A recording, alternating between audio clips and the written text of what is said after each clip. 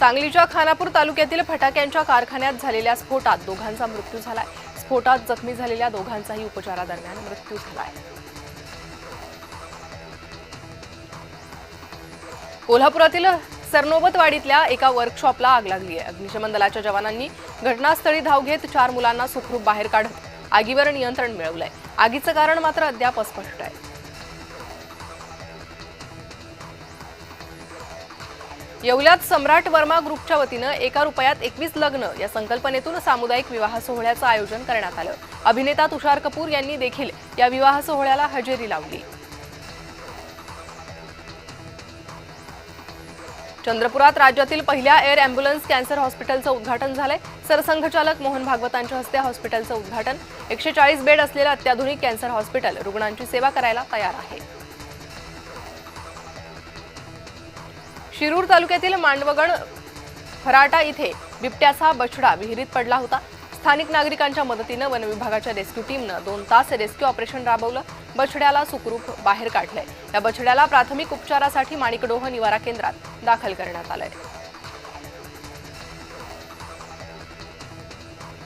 भिवंडीत भात खरेदी केंद्राचं उद्घाटन पार पडलंय। कृषी उत्पन्न बाजार समितीचे माजी सभापती अनंत पाटील यांच्या शुभ हस्ते उद्घाटन झालंय। भिवंडी तालुक्यातील दुगाड फाटा इथंही आधारभूत भात खरेदी केंद्र सुरू झालंय। आता शेतकऱ्यांची व्यापाऱ्यांकडून होणारी लूट या केंद्रामुळे थांबेल अशी आशा आहे। भिवंडी तालुक्यातील अंबाडी विभागातील महत्त्वाचा असणारा कुंदे फाटा करमोड रस्त्याच्या कामासाठी निधी उपलब्ध करून देण्यात आलाय।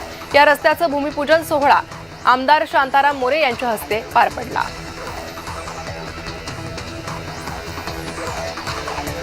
बारा ज्योतिर्लिंगांपैकी एक असलेले पुणे जिल्ह्यातील भीमाशंकर मंदिर नवीन वर्षात म्हणजे 1 जानेवारीपासून भाविकांच्या दर्शनासाठी पुढील 3 महिने बंद राहणार आहे। मंदिराच्या सभामंडपाचं आणि परिसर विकासाचं काम सुरू आहे, ज्यामुळे भाविकांना सुरक्षित दर्शन देणं शक्य होणार नाही। शिरूर तालुक्यातील चांडोह येथे वन विभागानं लावलेल्या पिंजऱ्यात बिबट्या जेरबंद झाला। या बिबट्याची रवानगी माणिकडोह बिबट निवारण केंद्रात करण्यात आली। बाळवणी गावात शोभेच्या दारू कारखान्यात भीषण स्फोट झाला। स्फोटात 2 जण गंभीर जखमी झाले। स्फोटामुळे 5 किलोमीटरचा परिसर हादरला होता। अनेक गाड्यांच्या काचांना तडे गेले होते। पनवेल महानगरपालिका आणि rotary club of Panvel central यांच्या संयुक्त विद्यमाने मॅरेथॉन आयोजित करण्यात आली। मतदार जनजागृतीसाठी एक धाव मतदानासाठी या संकल्पनेवर महिलांसाठी मॅरेथॉनचं आयोजन करण्यात आलं। महिलांनी उत्स्फूर्तपणे या मॅरेथॉनमध्ये सहभाग नोंदवला। बुलढाण्यातील सिंदखेड राजा नगर परिषद नगराध्यक्ष म्हणून 21 वर्षीय सौरभ तायडेनं बाजी मारली आहे। पवार गटाच्या सौरभ तायडेची नगराध्यक्ष म्हणून निवड झाली। कोणताही मोठा प्रचार झाला नाही, तरीही या तरुणानं बाजी मारली आहे।